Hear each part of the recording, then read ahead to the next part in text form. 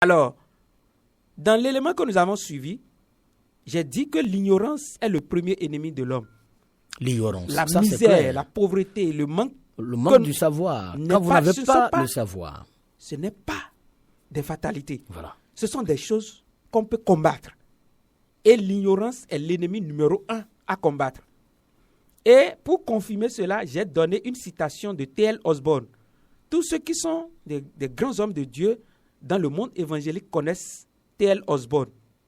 Ce dernier, au 19e siècle, on sait que c'est les grands évangélistes qui ont influencé le monde entier, parcouru des pays, plus de 100 pays, qui a prêché dans beaucoup de pays, qui a influencé beaucoup de personnes, produit des résultats énormes, et qui dit dans son livre « Une vie abondante » ceci: ce que je pensais, c'est que Dieu était spirituel, tandis que l'argent est charnel.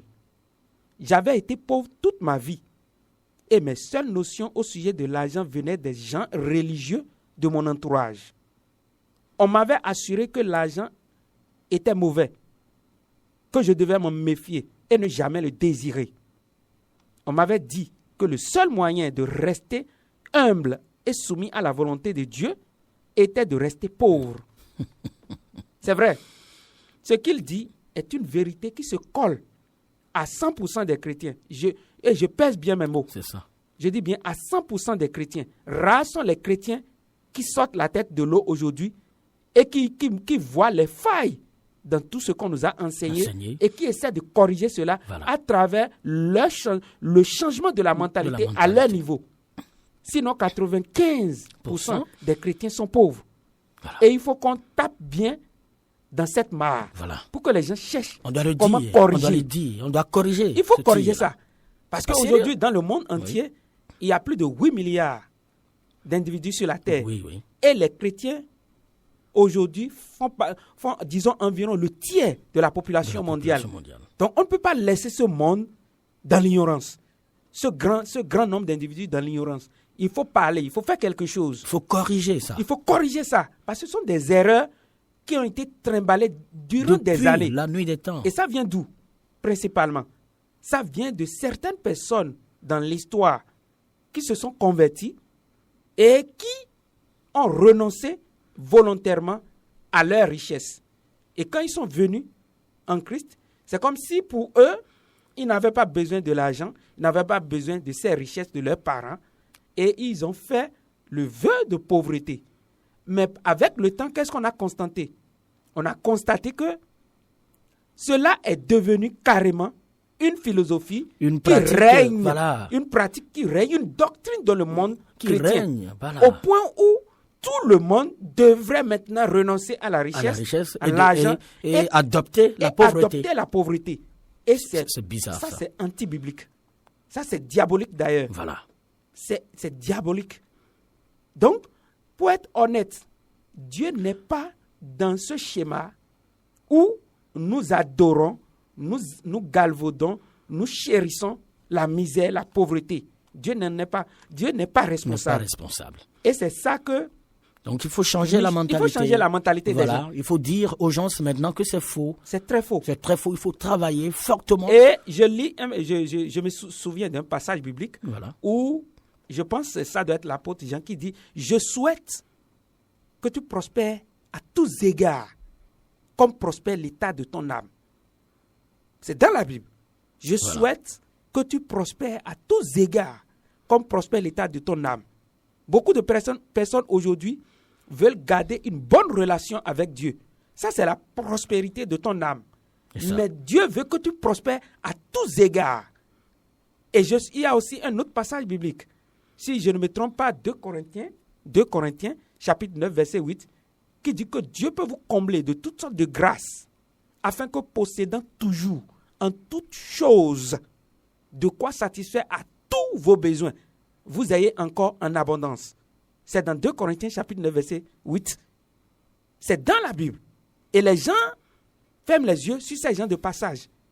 Dieu veut que vous ayez en abondance pour satisfaire tous vos besoins. et que vous ayez encore en abondance pour les bonnes œuvres. Voilà.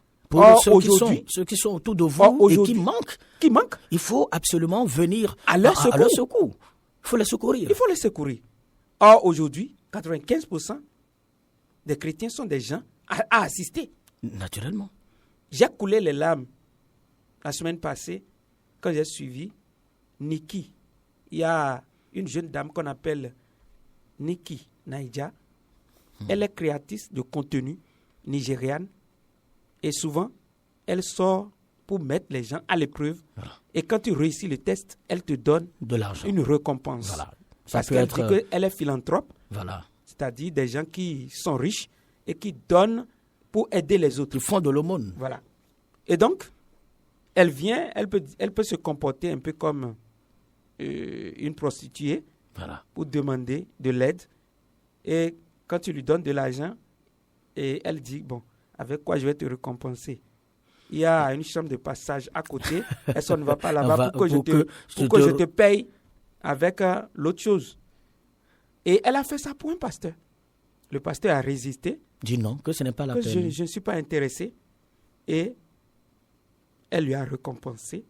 Cet homme de Dieu disait que ce dimanche matin, il n'avait rien, et que sa femme, il se rappelle que sa femme est malheureuse quand il sortait de la maison.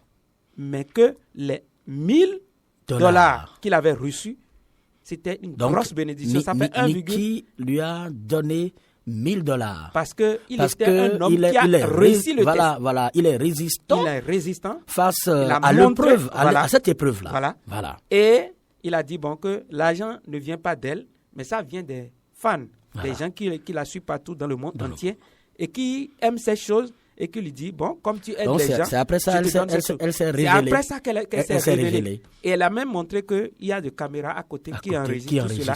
Et le monsieur était surpris. Vous voyez. Mais le deuxième que j'ai suivi, la deuxième vidéo que j'ai suivie et qui m'a fait couler les larmes, même quand je venais à la radio tout à l'heure, j'ai regardé à nouveau. Quand vous regardez ça, vous allez pleurer. Je vous assure, vous allez couler les larmes. C'est toujours un homme de Dieu.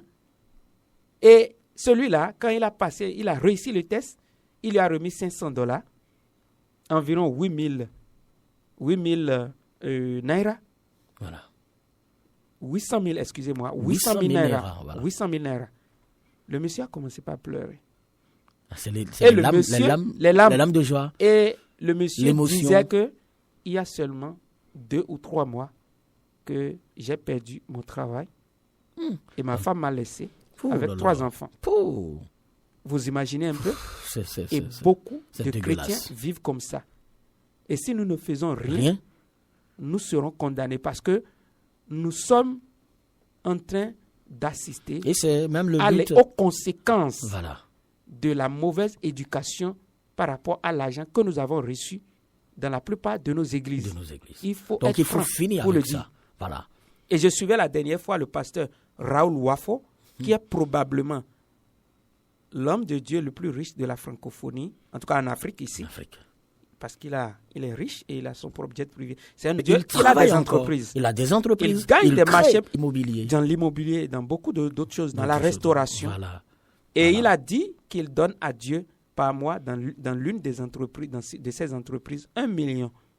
Il fait l'œuvre de Dieu avec 1 million de francs par mois sur une entreprise. Ce n'est pas sur toutes les entreprises. Sur les bénéfices d'une entreprise. Et rares sont les chrétiens qui ont atteint ce niveau. Je me suis rappelé qu'il a dit une fois dans ses prédications que nous, les hommes de Dieu, avons contribué au sous-développement de l'Afrique. Oui, ça c'est clair. Parce que, par exemple, si nous disons aux gens que l'argent est mauvais, les gens vont voir l'argent mauvais et ils ne pourront pas faire ce qu'ils doivent faire. Ils ne vont même pas travailler, puisque avant d'avoir de l'argent, il faut travailler. Exactement. C'est-à-dire, ils ne vont pas travailler. Naturellement. Puisqu'ils n'ont pas besoin de l'argent. Parce que l'argent est mauvais. Et on considère que tous ceux qui sont riches sont des gens mauvais. Et depuis très fort, nous trimballons cette malheureuse parole. C'est mauvais. Donc, en attendant, il y a Michel Dastier de la Vigerie qui a dit aussi que la plupart des confessions chrétiennes se sont laissées prendre au piège au fil des siècles enseignant à leur brebis, c'est-à-dire leurs fidèles, les vertus de la pauvreté et les vertus de la pauvreté et du malheur pour les contraindre à supporter en silence une existence pénible. Michel Dastier de la Vigerie. Voilà. Donc, il a dit dans un livre que j'ai lu, et Russell Conwell dit ceci: c'est une grave erreur de la part des gens excessivement dévots qui croient qu'il faut être diablement pauvre pour être pieux. C'est-à-dire des gens qui prennent Dieu au sérieux, tellement que rien n'est plus important pour eux. Et pourtant, si les choses que vous banalisez n'étaient pas aussi importantes, Dieu n'allait pas les créer. Ça là, c'est clair. On est d'accord. C'est